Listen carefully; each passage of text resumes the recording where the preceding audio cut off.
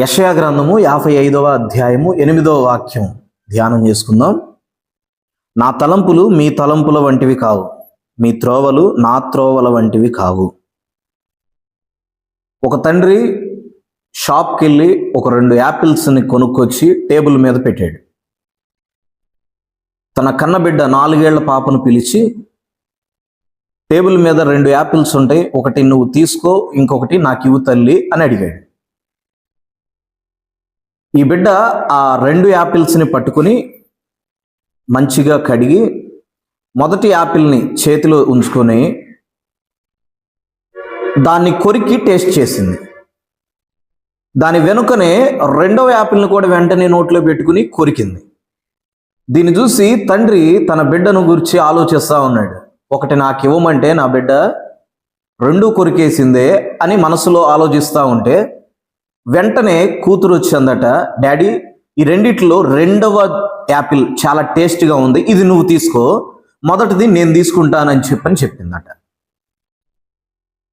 ఎందుకు ఈ విషయం చెప్తున్నానంటే, తన కన్నబిడ్డ ఆలోచనలే ఆ తండ్రికి అర్థం కాకుండా అపార్థం చేసుకునే పరిస్థితిలోనికి వెళ్తే దేవుని ఆలోచనలు మానవునికి ఎలా అర్థమవుతాయి? మీ తలంపులు నా తలంపుల వంటివి కావు అని దేవుడే మాట్లాడుతున్నటువంటి మాట ఇది. నిజమే కదా? దేవుడు మన పక్షాన చాలా రకాలైన ఆలోచనలు కలిగి ఉన్నాడు, ఉద్దేశాలు, ప్రణాళికలు వేసి ఉన్నాడు. ఆయన తన చిత్తాన్ని జరిగించడానికి ప్రభు సంసిద్ధపాటుతో ఉన్నాడు, కానీ మనం ఆయన ప్రణాళికలను గ్రహించలేకుండా బ్రతుకుతున్నాం.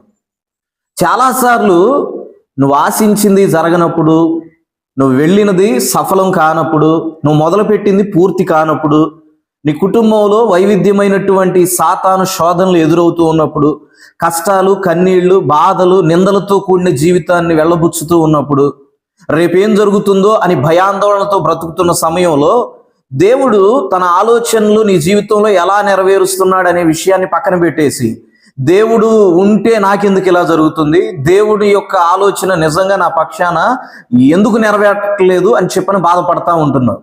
కానీ ప్రభు అంటున్నాడు, నీ ఆలోచన నా ఆలోచన వంటిది కానే కాదు. ఆయన నీ పక్షాన దాచి ఉంచిన మేలు ఎంతో గొప్పది. ఆయన నీ కొరకు సిద్ధపరిచినటువంటి ఈవులు నీకు ఇవ్వటానికి ఎంతో ప్రత్యేకంగా నిన్ను డిజైన్ చేస్తున్నాడని చెప్పని గుర్తుపెట్టుకో.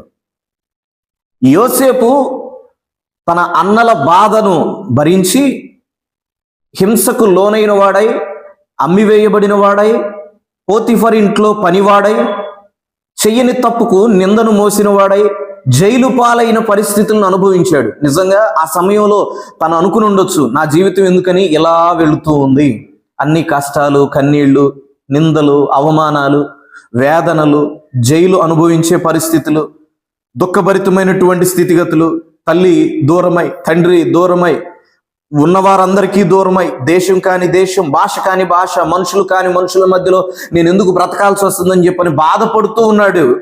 కానీ దాని వెనుక దేవుని ఆలోచన నెరవేరుతుంది అని చెప్పని దేవుడు అతి కొద్ది రోజుల్లోనే తనకు అర్థమయ్యేలా చేశాడు. ఈరోజు నువ్వు పడుతున్న ప్రతి బాధ వెనుక దేవుని కార్యం జరగబోతూ ఉంది. మీ తలంపులతో ఆలోచించడం పక్కన పెట్టేసి దేవుని ఆలోచనలు ఎలా ఉన్నాయా అని చెప్పని ఆలోచించడం ప్రారంభించండి. ఖచ్చితంగా ప్రభు మనల్ని దీవించేవాడు. ఒక గొప్ప విషయం ఏంటంటే, కన్నబిడ్డనే తండ్రి ఆ బిడ్డ ఆలోచనను గ్రహించలేనప్పుడు దేవుని ఆలోచన మనకు అంత తేలిగ్గా అర్థమవుతుందా అంటే కాదు కాదు కాదు, అది అర్థమే కాదు. కానీ ఎవరైతే దేవుని వైపు చూస్తూ భక్తితో, యథార్థతతో, ఆత్మ సంబంధమైనటువంటి సిద్ధపాటుతో, నమ్మకంగా, యథార్థంగా, ఆత్మానుసారంగా ఆత్మ ఫలాలు ఫలిస్తూ ఆత్మీయంగా బ్రతకటానికి సిద్ధపడతారో, దేవునినే జీవితంగా భావించి బ్రతుకుతారో, ఖచ్చితంగా వారికి దేవుడు తన ఆలోచనలు బయలుపరిచేవాడై ఉంటాడు. అబ్రహాముకి తన ఆలోచన బయలుపరచకుండా ఉందునా అని దేవుడు తనలో తాను అనుకుని అబ్రహాము దగ్గరికి వెళ్ళి లోతు విషయమై, సొదొమ గొమొర్రా పట్టణాల విషయమై మాట్లాడటం జరిగింది. అలాగే మన జీవితాల్లో కూడా ఆయనకి ఇష్టానుసారంగా బ్రతికినప్పుడు దేవుడు ఖచ్చితంగా రానున్నటువంటి స్థితిని నీకు బయలుపరుస్తాడు. దర్శన రీతిగా మాట్లాడతాడు, వాగ్దానముతో మాట్లాడతాడు, స్వరమెత్తి మాట్లాడతాడు, ఆయన వాక్యము ద్వారా మాట్లాడతాడు, నీ జీవితాన్ని సరిచేసేవాడుగా ఉంటాడు. కనుక ఆయన ఆలోచనను గుర్తిద్దాం, ఆత్మానుసారంగా బ్రతుకుదాం.